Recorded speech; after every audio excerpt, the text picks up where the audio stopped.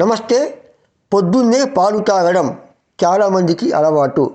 కానీ పరగడుపున అంటే ఖాళీ కడుపుతో పాలు తాగితే ఆరోగ్యానికి చాలా సమస్యలు వస్తాయి. జీర్ణానికి సంబంధించి అంటే డైజెస్టివ్ ప్రాబ్లమ్స్ ఎక్కువగా వస్తాయి. గ్యాస్ ప్రాబ్లం, ఎసిడిటీ, డయేరియా వంటి సమస్యలు వస్తాయి. పాలల్లో లాక్టోస్ ఉంటుంది. దానివల్ల ఏమవుతుందంటే మనం పరగడుపున పాలు తాగితే బ్లడ్ షుగర్ లెవెల్ వేగంగా పెరిగే ముప్పు ఉంది. అది చాలా ప్రమాదకరం. అందుకే ఖాళీ కడుపుతో కాకుండా ఏదైనా తిన్న తర్వాత లేదా బ్రేక్ఫాస్ట్ చేసిన తర్వాత పాలు తాగడం మంచిది.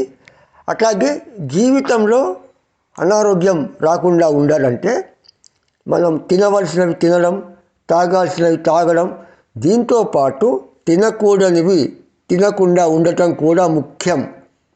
అట్లా తినకూడని వాటి మీద కోరిక, మమకారం పోవాలంటే అతి గొప్ప సాధనం నేను ఎప్పుడు చెప్పేదే అదే ధ్యానం, మెడిటేషన్.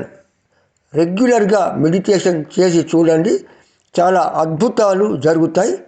అందుకు నేనే ప్రత్యక్ష సాక్షి. 62 ఏళ్ల వయసులో కూడా నాకు ఎటువంటి ఆరోగ్య సమస్యలు లేవు.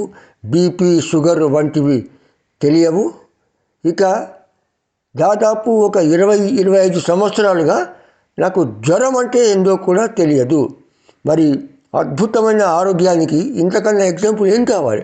మరో విషయం ఏంటంటే, నేను ఏదైనా బిల్డింగ్కి వెళ్తే 7-8 అంతస్తుల వరకు లిఫ్ట్ వాడను. మెట్లెక్కి అలవోకగా మెట్లెక్కి పోతాను. అది నా ఫిట్నెస్.